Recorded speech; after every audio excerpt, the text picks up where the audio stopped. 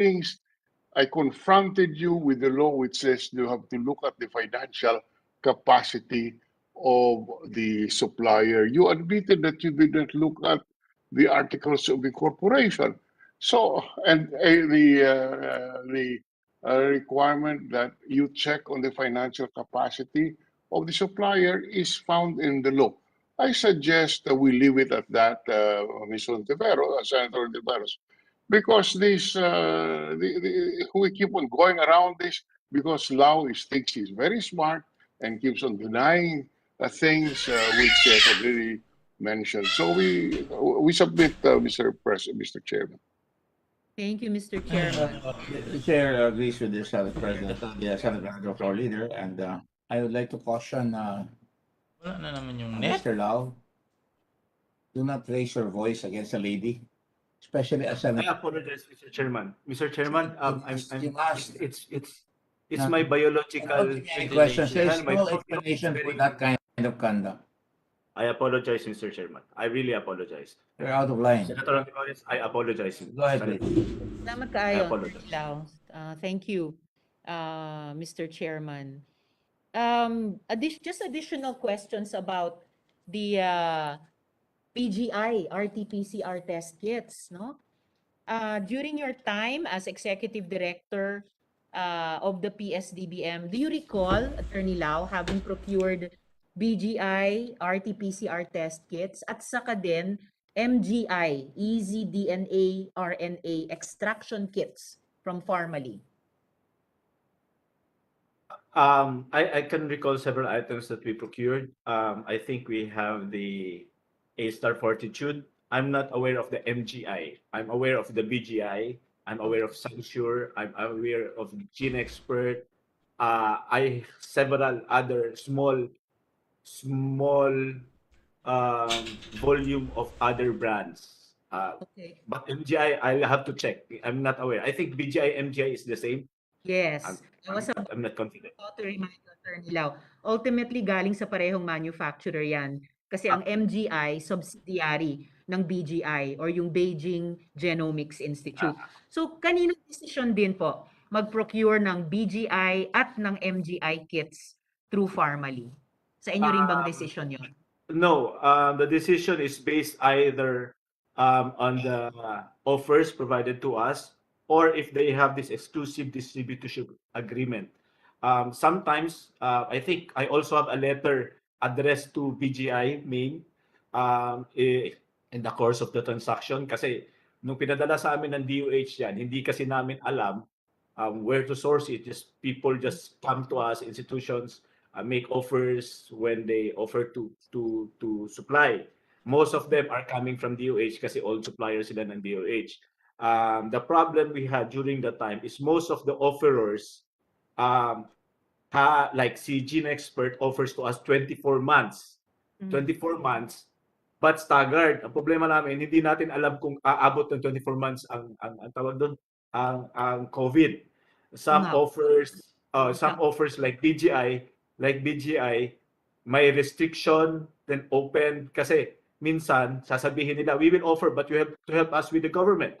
Like Singapore, I think A-Star Fortitude, we had a problem. Singapore stopped exportation. China initially stopped exportation. Gene Expert, US stopped exportation. Now, we also have certain restrictions in the localities. Meron silang, what do you call that? Exclusive distributorship rights. Meron silang ganun na contract. So, as PSDBM, we are very cautious on how we deal with the manufacturer without any trouble. So, I think I wrote a letter to BGI, China, through the ambassador of China, requesting that we be patched directly at China. But BGI sent us a letter that there's an exclusive distributorship agreement. So we stopped kasi baka magkakaso kami. It's the same process I made with Sunsure, but Sunsure actually offered to us another supplier, which is from Hong Kong and one from Taiwan. I think they're the ones who's competing with each other. Also with A-Star Fortitude, ginawa ko rin yan through Singapore. Nagpadala din kami ng letter. Mr. And Chairman, Singapore also referred to us a representative. from Singapore who directly supplied to us. With the So permission, depende po yan, ma'am. Mr. Chairman, just for the record, I will not ask Mr. Lau a Excuse me, question. Senator Pangilinan, just a moment. Just wanted to correct the misimpression being presented by this witness. He said that Singapore stopped exporting. Actually, we had an offer from Singapore, which is much lower than what you got. And in fact, you got the Singapore brand. Instead of going directly to the Singapore factory, you went to Farmally in Indonesia, which charged you a lot more. Because I know, because we got the same offer, and I have the document right here. So try not to exaggerate your statements, because we can check all your statements. Go ahead. Mr. Chairman, Yes, just Mr. Chairman, may I we share were the able to get earlier directly from manifestation? Versus PTE Limited po. I am speaking, Mr. Lau. Oh yes, sorry, I apologize, Mr. Chairman. Mr. Chairman, I share with the earlier manifestation and observation of Senator Drilon that when we ask Mr. Lao all these questions, he will just keep repeating what we believe to be his interpretation, and obviously contrary to what he already testified earlier. In fact, if you will recall, Mr. Chairman, I asked for a matrix, but you said that is not necessary, and I will defer to the chairman's position. But precisely that matrix will just show that in every hearing he if you put together all that he has said in all these hearings, from one hearing to the other, he contradicts himself. So it's I think already established, and to ask him to further explain will just bring us back to contradiction after contradiction. For the record also, Mr. Chairman, which you said earlier, and may I manifest that marami pa ito. He mentioned earlier about Element, and the data submitted to us by DBMPS will show that Element that has purchased about 7 billion, or was able to deliver about 7 billion pesos worth of purchases from DBMPS, had a capitalization of $10,000 US. So again, the first one had a capitalization of 625,000 pesos, Farmally, and now you have another second company worth 7 billion worth of contracts with $10,000 capitalization. So clearly, the record will show that undercapitalized suppliers and corporations were able to bag billions of pesos worth of contracts.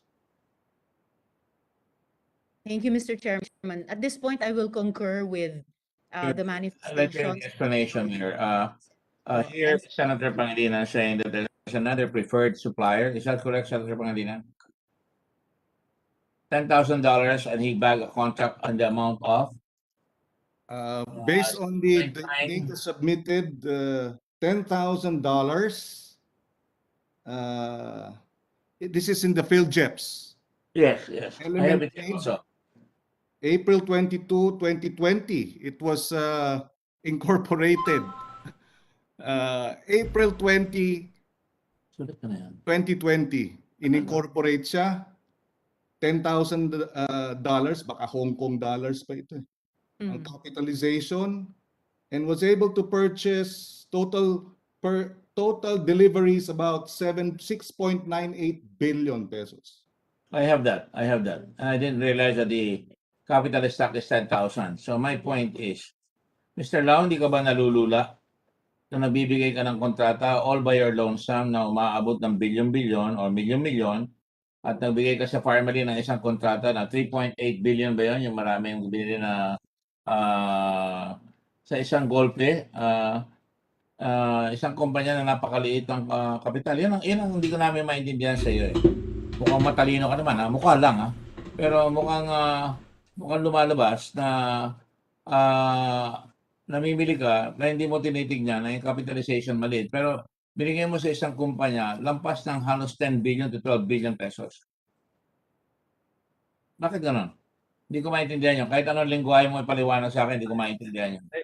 Mr. Chairman, one, it is not required by law, which I have been answering previously under Bayanihan 1, hindi siya ni-require. Pangalawa po, most of these companies are referred to by the manufacturers like Element. Would you mind stopping there? I don't want to interrupt because I know you've said that before. Pero hindi ba nangangahulugan na ikaw matalino ka? Kamo nga gano'n. Hindi porke sinabi sa'yo, hindi na kailangan yan. Hindi, walang gano'n eh. Walang gano'n sa batas eh. May preno lahat ang batas. Kahit na sabihin na hindi mo na kailangan, basta dumating yan, hindi mo na kailangan sabihin na kailangan pa din magkaroon ka ng yung talagang tatlo pa ulit-ulit, yung financial, legal, at saka technical. At kailangan meron ka pa rin preno ng tinatawag nilang due diligence at hindi dapat itapon yung due diligence. Hindi porke may passes doon sa law na ginawa namin na pwede kayo. Hindi namin, we never in our minds thought that anybody can just get away with it without reviewing. Na hindi nyo re-reviewin kung anong kakayanan ng kumpanyang yan. Katulad yan, sumasabog eh. Hindi namin kasalanan yan ha. Hindi ka namin inahabol. Sumasabog eh. Yes. Merong expired. Merong mga UP-UP. Tapos yung Pilipino nakakapagbigay ng mas mura. Tapos kinukuha mo pa rin sila. Katulad nung binigay mo sa Farmally, isang one-time, big time. 3.8 billion ba yan? Yes, Mr. Chairman. 3.8 billion for 2 million PPEs ba yan? 3.8 billion, nakakalula yun. Kahit na 1 billion sa PPE, nakakalula na yun eh. Hindi ka ba dapat mag-ingat? Hindi lang naman yan eh. Ang binigay mo sa Farmally, yun talaga ang crux of the matter. Kahit ano balukturin mo, kahit sabihin mo, nagmamadali kayo, isang kumpanya lang ang na-favor at nakalagay yan sa Anti-Graft and Corrupt Practices Law na makikita mo kung ikaw ay may manifestly disadvantageous to the government at may preference yung tao na binibigyan mo at wala kang negligence at ang negligence mo is so gross as to amount to bad faith, makukulong ka. Wala exemption doon. Wala exemption doon. Mr. Chairman, may I be allowed to explain? Mr. First, on Chairman. the test kits. Jesus Christ. Chairman. Lahat ng test kits are Mr. all Chairman, imported through local manufacturer of Senator test Lacson kits. wishes to be Let the witness speak because he's always accusing us that he cannot speak it. Let the witness speak. Let us see him explain that because sa taong pangkaraniwan at ang lalaki nung binibigay mong kwarta na galing sa pinaghirapan ng tao na bilyon-bilyon tapos sabihin mo, ilusot ako dyan. I-deliver naman eh. I-deliver naman eh. Di ba, kamo? Hindi porke dineliver yun. Hindi nangangalawan. Nakalusot ka na. Kung hindi mo ginawa, yun nire-require ng batas, are you telling me na in-exempt kayo doon sa technical, legal, and financial? Exempted kayo doon? Yung requirement na yun? Wala ka nang titignan na technical, wala ka nang titignan na legal, wala ka nang titignan na financial capability? Is that what you want us to believe? Answer the question, please. I've already Ayan, answered naman. this, Mr. Chairman. Do not be impertinent. I'm not impertinent, Mr. You Chairman. are. Now, shut up. Mr. Chairman? You're trying our patience. I'm asking a simple question and you're saying in a very sarcastic way na natanong na. Tinatanong kita, nag-isip ka na matagal, tapos ang lusot mo, sasabihin mo, eto, sinagot ko na yan. Ano sinagot mo? Are you saying legal, technical, and financial requirements have been thrown out of the window? Di ba sinasabi mo? Ano kung saan law school ka nag-aral? Common sense dapat. Let the record state that the witness refuses to answered answer. because he's trying to think of another lie. That's my I'm only. not refusing to answer, Mr. Chairman. I'm just... Senator Pangilinan, you were going to ask a question? Senator Lacson is raising his hand. All right, Senator Lacson, please go Yield, ahead. Senator Lacson. Pinagbigyan na kita eh. Binastos mo na yung isang babaeng senador eh. Tapos akong babasusin mo. Hindi kita paparanin. Yung impunity ninyo sa administrasyon na ito, hindi makakaraan sa mga taong katulad namin dito sa Senado. Go ahead, please, Senator Lacson. Sen Ping, naka-mute kayo. Senator Ping? Naka-mute kayo. Yes, Mr. Chairman, andito yung inconsistency and misunderstanding.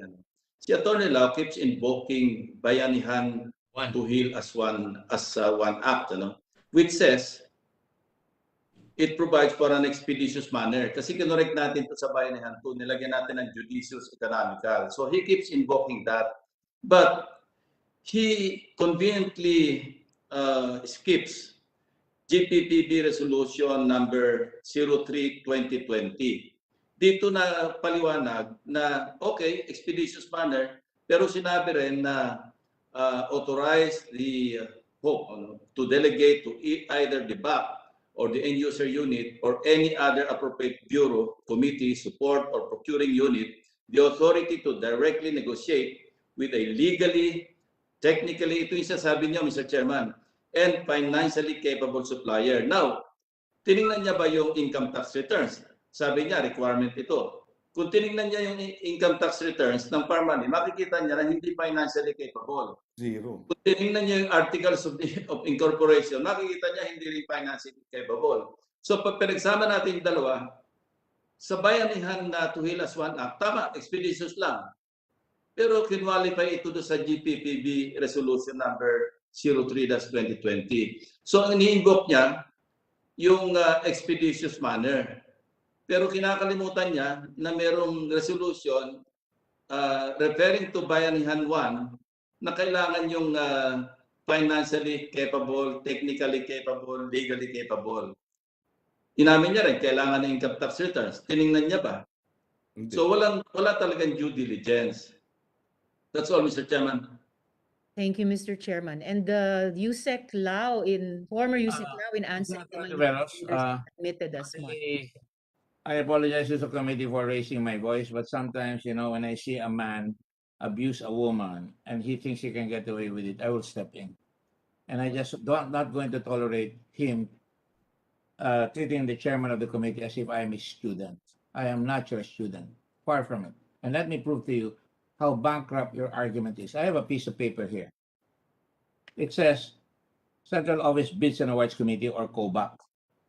Nakalagay dito lahat, hinihingi ninyo na whereas on 25 March 2020, the request for quotation was issued to the following suppliers with known technical, legal, and financial capability to deliver the aforesaid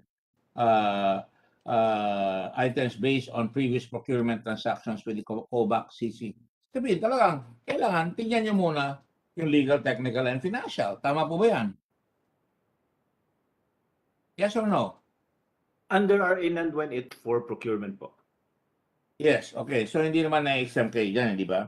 At nakalagay rin dito sa isang document na hinahawa ko kanina na kailangan tanungin nyo, ito, nakalagay dito, submit your proposal to Annex A technical specifications. Ito obviously being sent to by Michelle Annie B. Recto. At nakalagay dito, suppliers not directly invited may participate. The duly accomplished person proposal, Annex A, shall be submitted on or before the deadline for submission of proposal or any extension thereof. The following supporting documents may be submitted anytime during submission of offers, evaluation of offers before issuance of notice of award or prior to payment. Number 1, mayor's permit for the year 2020. Titignan mo lang yan. 2, income tax return. 3, net financial contracting capacity. Ayan yung technical, legal, financial, sinama na dyan. Yung legal, yung mayor's permit, income tax, at saka yung, tapos, PhilJeff's registration number upon receipt of notice of award. At kung ito ay may platinum registration, may be submitted in lieu of the enumerated documents. Sinanong kita dyan last time, nagkaroon ng PhilJeff platinum award, pero good for 2022 ata yun or 22 July or 21 July. Samantalang nagbibidding kayo nung pang mga April. So talagang, hindi mo pwedeng sabihin sa amin, kahit na mamuti na yung mata mo, na mapapayag ang committee na babaliwalain mo yung requirement sapagkat yan lang ang protection ng tao. We are in the business of protecting our people. That's why there's a COBAC. Otherwise, huwag na tayo mag-COBAC. O bigyan na lang natin lahat. Yan ang sinasabi mo. Basta nagmamadali tayo, pinayagan kayo ng batas, in your interpretation, hindi na pwedeng magdala ng due diligence. even if you drive a car, you still have to have a license, and you have to get a student permit before that, and you are required to make sure na nag-aral ka at may lisensya ka. Ito, bilyon-bilyon. Bilyon-bilyon. Kahit na ba sabihin mo, ulit na naman ito, kaya ba niya? Ay lumalabas ka, hindi ka ba nakakahalata? Nag-deliver ka agad, tapos yung pala, galing pala sa supplier. So wala siyang capability. Di ba? Malinaw na malinaw yan. Mr. If you Chairman, if explain, I you may explain. continue. If you want to explain, you may explain. Mr. Chairman? Senator Lisa, Yes, Mr. Chairman.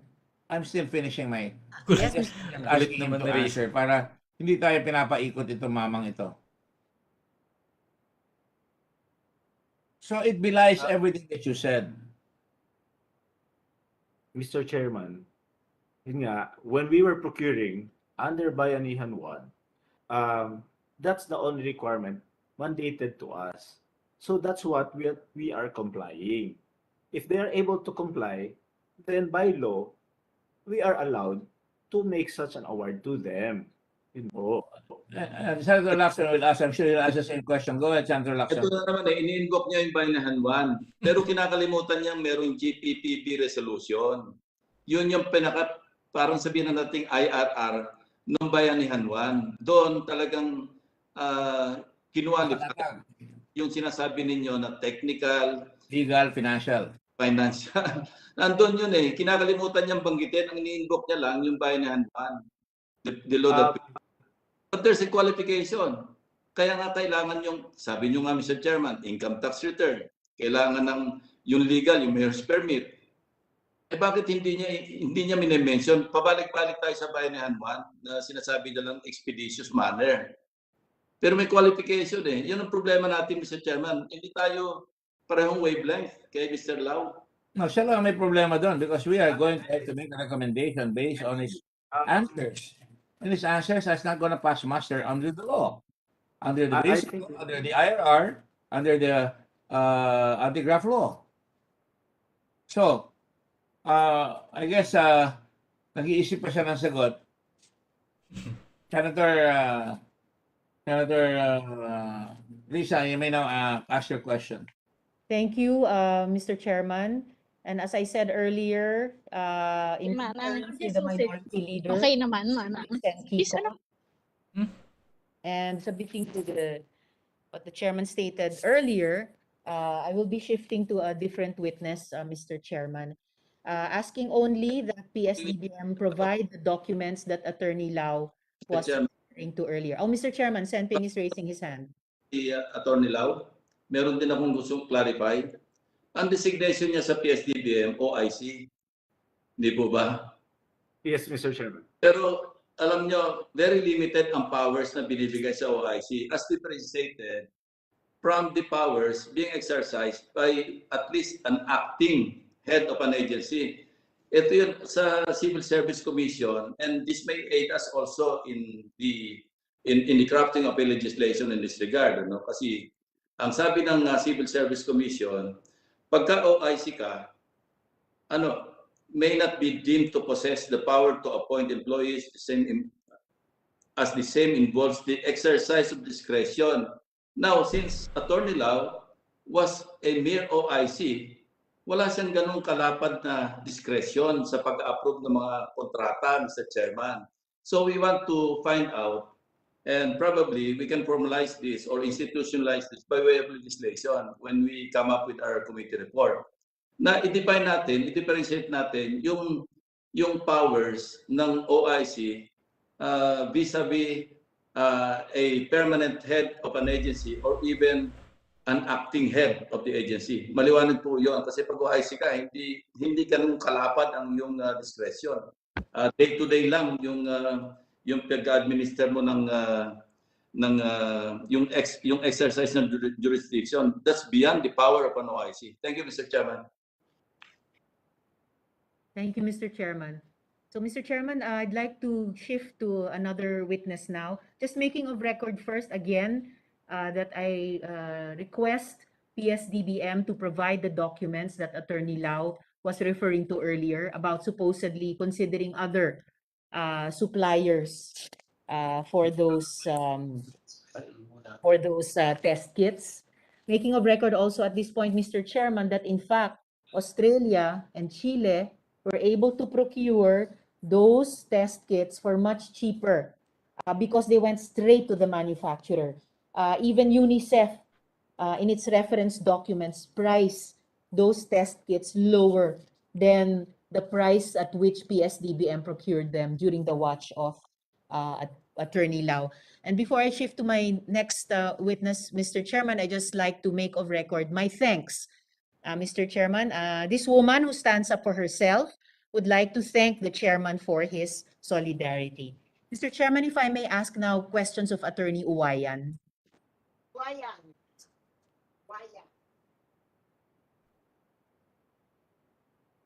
Thank you, Attorney Uwayan.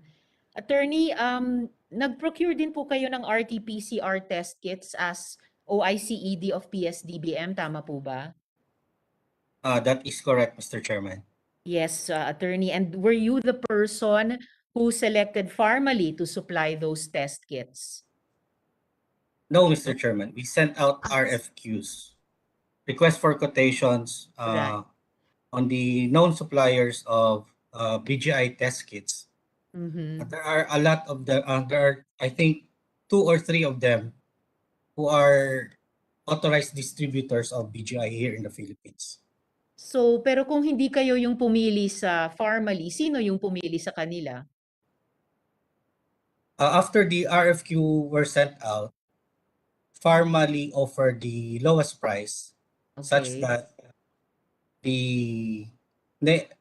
after offering a lowest price, negotiations between Pharmally ensued. Pero attorney, tulad nung panahon ni Attorney Lau, in your position now, kanino ang final decision? Di ba sa inyo? Sa inyo rin ang last touch ngayon sa pagpili ng Pharmally para procurean ng test kits na iyon? That would be correct, Mr. Chairman. Alright, so kayo po. Aware ba kayo na hindi naman yung Pharmally ang manufacturer ng test kits na yon? Yes, Mr. Chairman. You were. So, didn't it also occur to you, attorney, to simpleng go straight to BGI to procure those test kits, tulad ng ginawa ng Australia, tulad ginawa ng Chile, tulad ng nire-recommend ng UNICEF? Dumiretso na lang sana sa BGI. Hindi nyo ba naisip gawin na lang yon? Mr. Chairman, BGI had existing dealership agreements with local companies here. Mhm. And as I understand it, if we go directly to the manufacturer, it would affect the dealership agreement. And I am not privy to what the dealership agreement says, since I have not seen it. But based on my understanding, if a manufacturer offers dealership agreements to a distributor, it has to abide by that dealership agreement. Pero attorney, kung hindi nyo pa nga nakikita yung dealership agreement, paano nyo paniniwalaan, 'di ba? Kanino ba may dealership agreement yung BGI dito sa Pilipinas? LabX, Biosite, and Pharmally. LabX, Biosite at saka Pharmally. So, kanino kayo nag-transact? Nag-transact din ba kayo sa LabX? Nag-transact din ba kayo sa Biosite or sa Pharmally lang kayo nag-transact? We offered RFQs to those aforementioned companies, Mr. Chairman, as per records rather, from the RITM. Per records from RITM. Yeah, Humingi yes, kayo Mr. Chairman. Humingi kayo ng RFQ sa 3 kumpanyang iyon. Yes, Mr. Chairman, from what I can recall. From what you can recall. And sabi nyo, pinili nyo ang Pharmally. Bakit po? They offered the lowest price They based on the return of the quotations po. They offer the lowest price, attorney, just compared among the 3. Pero gaya ng binanggit ko kanina, nakabili ang Australia, nakabili ang Chile, recommended ng UNICEF. at much lower prices dahil dumiretso sa manufacturer. Don't tell me, attorney, dito lang mayroong dealership agreements, wala sa Australia, wala sa Chile. Walang binabanggit na dealership agreements ang UNICEF. So bakit parang special arrangement na naman dito sa Pilipinas? I would not know about the dealership agreements in other countries, Mr. Chairman, but what I do know is that there are existing dealership agreements here in the Philippines with respect to BGI. Kaya lang sabi nyo kanina, attorney, hindi nyo nakita yung dealership agreements na iyon. Ako nga, hindi ako abogado, pero pag makarinig ako ng dealership agreement, which would prevent me from going straight to the manufacturer in another country to get the same product at the same quality, mas mura para sa gobyerno ko, I would demand to see that agreement bago ko